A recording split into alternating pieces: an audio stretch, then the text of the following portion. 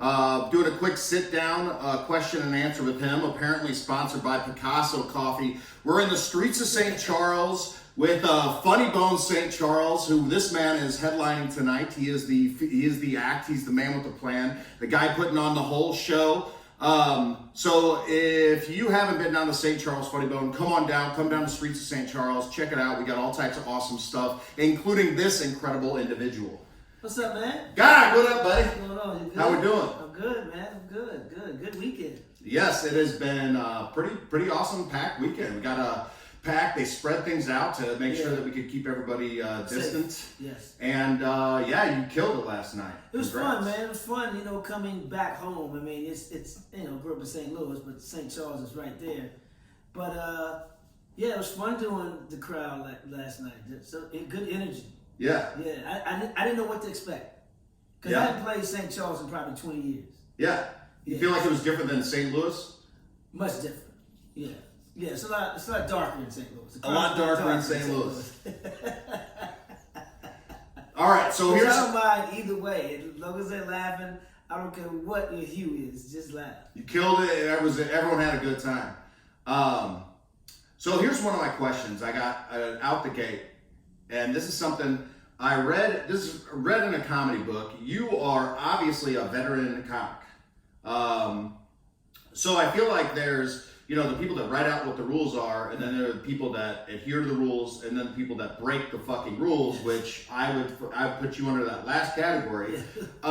So a lot of people are like, oh, you don't talk about your dick on stage, you don't talk about sexually explicit stuff because it's hack, blah, blah, blah. Yeah. But you did it last night and murdered it, so I say fuck that rule. But what's your take on that? Funny is funny. It's what's funny to me, and it's I break all the rules. Right. But I also, you got to know the rules to be able to break the rules. You got to know how. Just like in corporate America and in politics. Once you know the law, you can break the law and get away with it. I break the laws of comedy. I break the rules of comedy. And at the end of the day, funny is funny if it's clever. And you can tell when someone's not laughing.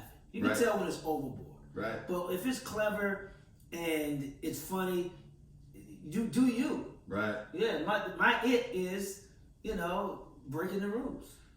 Do you feel ever like by being a little more explicit that it costs you anything, or you feel like it's more beneficial, or you just like fuck that, it's my style? It's my style. What's for me is for me. What's not is not. So I don't.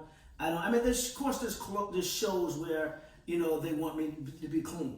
You know, a corporate gig or a black tie event. Of course, you have to know your audience. You have to know your medium. And of course, I'll play by those rules. But if it's a comedy club, man, I mean, come on, I do me. Yeah. And comedy is subjective anyway. It's some people will find it funny, some people won't, and that's okay. They're not haters if they don't find me funny. They just don't like my brand of comedy, and you know what? That's cool. I have no problem with you. There's so many other funny comedians out there. You can enjoy them. Just enjoy live comedy, whoever you like. Now, one thing I saw last night is you and the lady that opened for you, Miss Pretty Ricky. Miss Pretty Ricky. You guys both were super interactive. So the whole time, I just felt like there was a lot of crowd interaction. Is that? I mean, obviously you're seasoned vet. Is that an intentional thing? Is that something you try to do at all your shows where you try to get, because when I say interactive, I mean, you had people up on stage. I mean, it was interactive. Well, I mean, comedy, in my opinion, in my brand of comedy, it should be conversational. Right. So, yes, I'm going to do crowd interaction because I'm having a conversation with the audience with punchlines. But I let the audience decide what they want to laugh. Right. I don't tell them when they should laugh. I just have a conversation and funny things come out, and then next thing you know, an hour and 5 minutes has gone by and it's good night. But it's just natural. It's just natural to, and I think that came from hosting a lot. Like early in my career, I hosted a lot, and when you host, you get that crowd interaction. Now, if there's a comedian like back in the day when I was, featuring and opening. If there's a comic who was headlining and they did crowd work, like that's their thing, right? Then I'll stay away from it. Okay. If I will respect the headliner, right? And I won't be too dirty. Okay. If I'm going on before someone, usually I want to respect and save that for them. That's just comedy etiquette and respect for the game is saving that for the headliner. Okay, interesting. Now, so another thing I wanted to ask you about is something. When you told me that when you started out in LA, up in the heat, at comedy clubs, like you were in the back of the comedy room every single night studying tapes of Eddie Murphy and who else did you say? Bill Cosby, Richard Pryor, Moms Mabley, Lenny Bruce, Milton Berle, you name it, man. Now, when you say you're studying these, it's not like they have a template guide where Richard Pryor's laying it out. It's literally you're looking at his stand-up, right. looking at his special. George Carlin. That's when I discovered George Carlin was a genius because when you sit down and break down his set, and he's known as his political comic, but then he also has these little pet peeves in there, and the way he weaves it out of his material from the political stuff to the everyday relatable stuff. It's amazing, but that's what you study. It's like game film. If you're an athlete, you're studying the game. So I'm studying how these comedians come up with premises, how they tell a story, how the physicality can help the joke, how they set it up, how they slam it, how they do interaction with the crowd. And so, but even to know that stuff. Like, were you already on that tip at the beginning where you're already analyzing it? Because you said your brother was in it. So, like, did you have kind of an inside knowledge of the comedy scene as far as, because you wouldn't even, I think for most people coming into the comedy scene, even looking at the same thing you're talking about, looking at, let's say like Richard Pryor, the setup, the delivery, all the little things that maybe you're looking at now. Did you have access to even those kind of vocab? Absolutely. So my brother taught me a lot, I didn't smile on stage. He was like, smile on stage. It's crazy coming from him because everybody says he's mean looking anyway. So my brother taught me a lot about technique, using the 6 parts of the stage, the front, the back, the left, the right, the up, the down, projecting.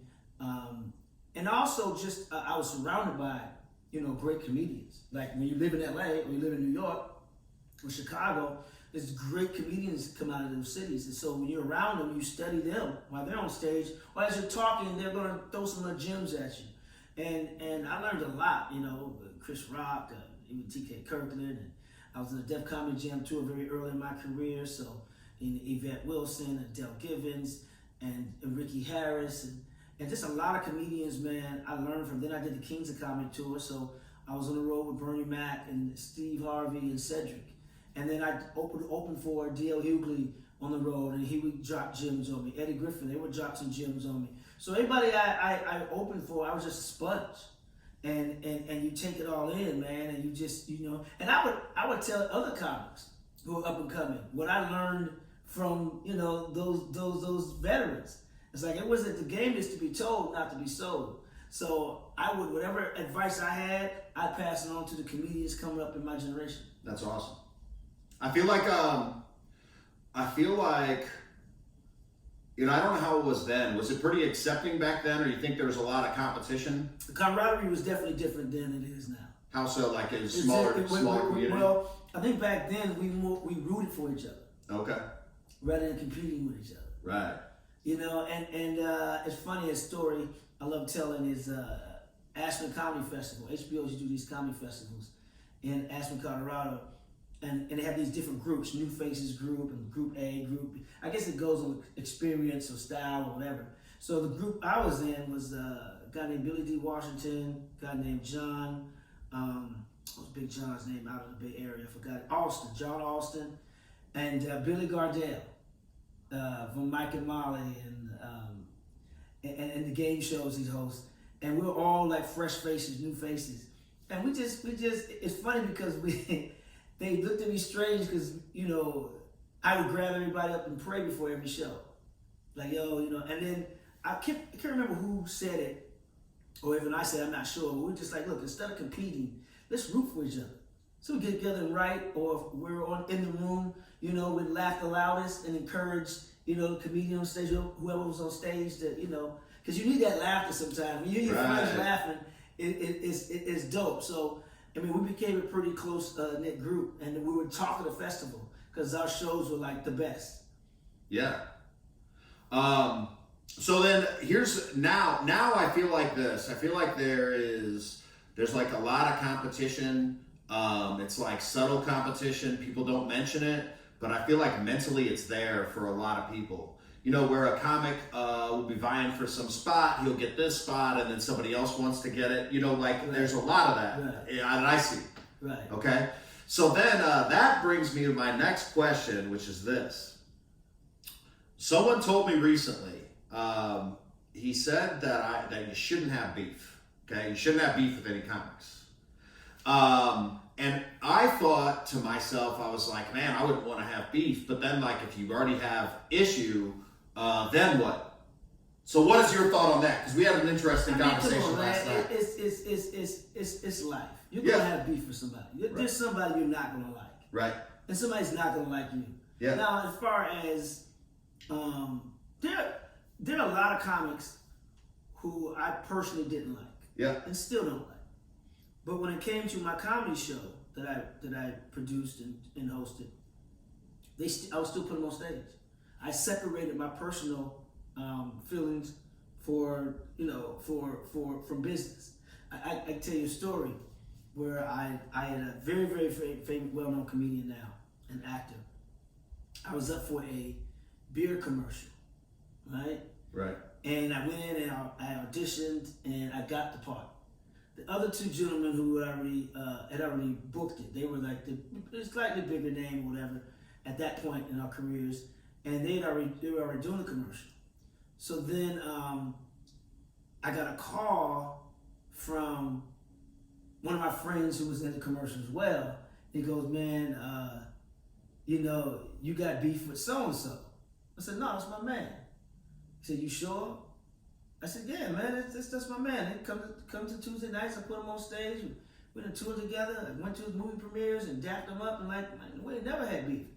And he goes, well, my people told me that his people said if Guy TORRY is in the commercial, he's not going to do it. And I'm like, what? So I'm calling my agent, I'm calling my manager, I'm calling around. I'm trying to think in my head, what beef if we ever had, right. Or did I say something behind his back that got to him? Right. The only thing I used to say about this gentleman was that there's a very well-known comedian, a legend. I said he's the closest to that person in my generation, which is a high compliment. Yeah. When you compare somebody to one of the greats, and I couldn't figure out what happened, and they paid me because I got booked, but I didn't shoot the commercial. And then about 6 months later, I see this gentleman outside a comedy club in the city that he's from, and I was playing the comedy club. Right. And when I walk out, it's like he saw a ghost. Right? And he goes, I say, hey man, what's going on, man? He said, oh, what's up, man? What you doing here? And I'm like, I'm playing the club. Right. So he goes, I said, man, let me holler at you for a minute, man. We got any beef? No, man, you my man, 50 grand, blah, blah, blah. I said, yeah, man, because, I booked this beer commercial, and before I could get out, oh, man, if they wanted you, they would have booked you. I said, I did book it. I said, I went from a wardrobe fitting and everything. And then he looks over my right shoulder and go, hey, Tony. Hold on, guy, and sharps off into the dark. Sharps off into the dark, right? So 2.5 weeks later, I'm in LA at my comedy night. Fat Tuesday is the hottest comedy show in the country. It's packed. Eddie Murphy's out there.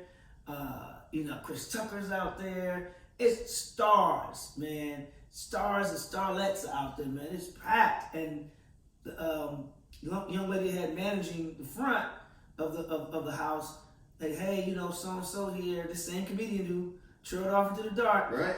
So-and-so is here. They want to know if they can get 15 minutes. I said, let me talk to him. Right. And he comes up. He said, hey, man, what's up, man? I just don't know if I can get about 15 minutes. I said, I got you. I said, let me put you on after this other comedian because this other guy won't be able to follow you. And at that point, man, it's like he was hot. He was hot. So it would have been a disservice to the audience if I didn't put him on stage. Right. Because it ain't about me. Right. It's about them and wanting to see this guy who was hotter than slave ass. Yeah. I mean, and he got on stage and killed. But it was just amazing that. There was beef, right? But you still can't let that interfere with the business. Yeah, I like that. You know. So did you guys ever work it out, or just played it off like it didn't happen? Man, it's just dissolved. Just let it fade. The friendship has been strange ever since. Right. Yeah. Yeah, because that's weird as fuck. Yeah. Let's see. Trying to decide. Should I mention the bartender? The bartender. The bartender's name? Oh, Rob Snyder. So last night he is going off. Or should I tell the story? Okay. Okay. Well, you start this. You tell us the first part, then I'll tell the second part. Oh, yeah. I mean, it's kind of well documented. It's well known. You know, I had beef. I guess you can say beef with Rob Snyder, the comedian. Boom, public beef. Yeah, it's just, you know, I hold grudges. I mean, I should have been let it go in a way I did, but it's kind of fun to still have it a little bit. Yeah, it's good. You know, it's like that Biggie Smalls Tupac, right? Yeah. Keep it rolling. Yeah. Beef sells. More important. He's going up. So I was like, you know, I don't know how the name even came up. Somebody brought it up, and then we were just fucking around. Right, and I was just telling him I was in a movie with this guy, with Rob Snyder. I'll have to keep his name silent. And I just didn't like how his behavior on the set. Right. You know, it was kind of like handcuffing me. Particularly the blocking your creativity. Right, exactly. And it made it uncomfortable and not fun to work on that film. Right. And so I talked to two other major stars who worked with him who had the same sentiment, except they were bigger stars. And they was like, man, you know, fuck you.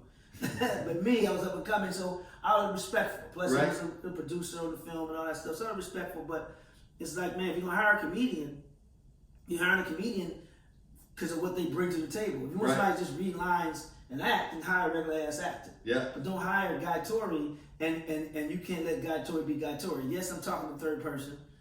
But when you hire Guy TORRY, you're going to get Guy motherfucking TORRY. Right. So if you try to take that away, you know, what's the point? I'm not gonna be happy about that. What's the point? So I was just, you know, mad the whole shoot, man, and it just lasted, man, and you know, and he knows, you know, about the displeasure, because I went to a comedy club, I forgot what city, and the manager comes to me after the weekend and said, hey, Rob Snyder left you this note, and he was apologizing like, God, I didn't know we had beef and and I was like. Of course, you knew. But anyway, yeah, that's the beef I got. But it was just he's a talented guy, and I just don't understand why I was handcuffed. Because you take another actor on another movie set I was on that I did before this one called Life, Eddie Murphy, Martin Lawrence. Right. First day on the set, Eddie Murphy tells the director, let them go, let them do whatever they want. I trust them. Right. When you get that from Eddie Murphy, who is the top dog, that's like wow. Right. He wants iron to sharpen iron. Yeah. He wants like okay, and that's what it was. It was like okay, me, Bernie Mac, you know, my boy Bear Macatello, Miguel Nunez, Martin Lawrence. I mean, we hitting home runs. Right. And Eddie Murphy was hitting grand slams. Like, okay, I see your home run and raise you a grand slam. And that's how it should be. You should never be threatened by another talent. You should never try to stifle another person's talent because that's what made Seinfeld so great. Sure. Seinfeld surrounded himself by other talented actors. You know, Martin surrounded himself by other talented actors, and they all, you know, they all made each other better, and that's how it should be. Right. Yeah, I think some people aren't great collaborators. Right. And then when you get in charge of doing something, it's hard to put it all together.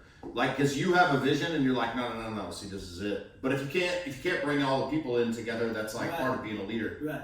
You know, it's that's a definite part. And some people that's the problem the Lakers are having right now. No leadership. No leadership, but you get all these great pieces together, and it's not collaborating. Not working right now. But I think they'll turn the corner and figure it out. Yeah. I think let's see. There's one more that I had. All right. Pre-show anxiety. So last night you were feeling a bit nervous because you said you hadn't been on for a week, right? So you're feeling a feeling the pressure. So first show, you're feeling it. Second show, which you did this on the first show, and I saw you do it on the second show, but the second show you came out, I think, looser. And it's probably just getting that one in, you know, like the first show, then the second show. But the thing... Either that or the tequila kicked in. Or the tequila. About four drinks for the first one? I stopped counting that. I stopped counting. But the thing that I saw you do and I thought was interesting is that you were pre-show like fight warm-up, right? Yeah. So you're in the back, and it really reminded me of being in the back of a fight show that's about to go down. You know, people are, all the fighters in the back warming up, getting loose, which is the same thing you're doing. You're pacing in the back, bouncing around, shaking the kinks out, right? I show my jaw. I can enunciate well. My jaw's loose. So I need to do that by the way. Is that just part of your pre-show ritual to make sure that you're like expending that energy in a positive manner? Absolutely, man. I mean, I'm nervous before every show, but I take that nervousness and turn it into positive energy, man. I mean, if you're not nervous, then you don't care. Right. So being nervous, I care about the show. I don't care if I got a standing ovation the first show, second show. That show's gone. Right. That show is over. Yeah. New set of people, new energy. It's a different space in the universe at that moment. So you want to be able to catch it. I mean, it's right. You can't worry about all your old shows. Even if you bomb the first show, right? It's over with. It's like a quarterback, short-term memory. You throw an interception, okay, forget about it. Next series of downs, do better. Yeah. So it's like, and it's, I love boxing, getting into MMA and UFC and you know, but it's like it's just the audience is the opponent. And when you go, you have punchlines, don't you? Right. You stand up. You want to go out there. And you want to slay that audience. You want to give them more than what they paid for, more than what they expected. So it's just that nervous energy where I'm always just bouncing around and jumping jacks or shadow boxing or whatever. Yeah. So that's the other thing I wanted to bring up, which is something you said you were super pumped about at the beginning of last night. We didn't get into it much, and so I want to hear more about it. You have a documentary coming up, which is right down my nerd alley. Like, cause I'm up and coming, like studying you guys. You got a documentary coming out. I'm pumped to hear about it. Tell me a bit about this. Fat Tuesdays is a documentary coming out. Fat Tuesdays, the era of hip hop comedy, coming out February 4th on Amazon Prime. Thank you, Amazon, for producing this. I took the idea, and they loved it. It's about a comedy that I created back in 1995 in LA. It was kind of a pioneer, the first of its kind. It was an urban night at a white comedy club, which you didn't see too much before 1995. A couple comedians tried it. It didn't go as long as mine lasted, but this night was created to showcase black comedians of Hollywood, because after the Rodney King riots in 1992. The black comedy clubs or the black rooms in the hood were vacant of industry. So no one was seeing us. No one was coming down to see the black talent. And so I created this night at the world famous Comedy Store right on the Sunset Strip. And it just became a place where black comedians would showcase and Hollywood would come out and scout. And it turned into, a phenomenon. It was, I had no idea at first I had no idea what the hell I was doing, to be honest. I'd be lying if I said I was a mastermind and I didn't know. I just wanted to help other comedians out because I already had agents and managers and I was already starting to, do movies and television, and I just wanted to spread the love, man. And I started this night with no idea it would take off the way it did. And this is 95, where there's no social media. Right. I had no advertising budget for radio. I made the flyers myself at Kinko's, passing them out myself, along with some other friends, some other comedians would help me pass them out as well. And I didn't advertise who was going to be there, but then the stars would come out. Tupac was a frequent guest at Fat Tuesdays in the audience, and Dr. Dre, and Tyra Banks, and Denzel, and Prince, and ball players. Shaq would come, Kobe would be there. So many people would come, man. Directors, producers, Quentin Tarantino, and John Singleton, and Montel Williams and Montel Jordan. It was just the who's who, Will Smith, and Jada, and Jamie, and Martin. They would all be in the audience, man. Richard Pryor. Like, Richard Pryor would be in the audience. That's got to be wild. I had to be the most nervous I've ever been on stage. Richard Pryor in the audience, man. And I'm like, wow. And he came up a few times. Nice. And it was just insane, man. So what was that like? So he came up and did the show? He never did the show, but then he was too sick. Came up to watch it? Yeah, he came to watch. He was too sick to get on stage at that point. That's got to be a crazy feeling to have one of your idols who you learn from coming up, to have him at your own show. Yeah, man. It was nervous because I was hosting, but still, like, you can't. It's crazy because as a host, it's not your show. Right. It's about the whole show. Right. Setting the wheels in motion. Right. And you got this icon sitting there. You know, Eddie Murphy over here, Richard Pryor over there.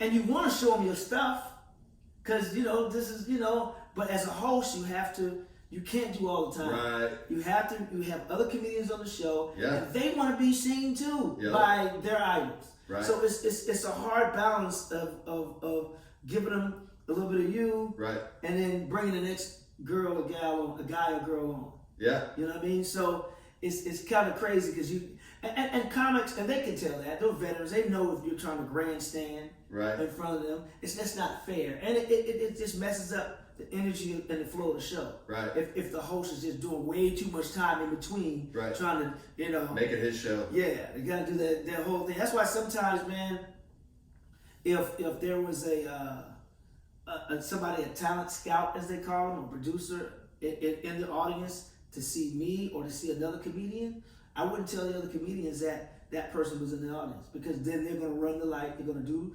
more time than they should. They're going to mess up the flow of the show, and they may mess up the opportunity for the person that the scout came to see. Right. It's just not fair. So, camaraderie is very important in the stand-up game, man, and respect for others, respect for the stage, and respect for the craft. Yeah. Yeah. Well, that's it. We got another show tonight. You got two more tonight. So 2 more tonight. St. Louis, St. Charles, Funny Bone. Bam. Guy TORRY in the house. He told me the place to be. Got kicked out your mama's university. Got Steve Hot Dogs representing a St. Louis local. I love a good hot dog. Pause. Hold up. I love eating hot dog. Pause. Well, that's it for today, guys. Have an awesome day. Thanks for coming on. Appreciate it. Peace. Thanks for having me, man.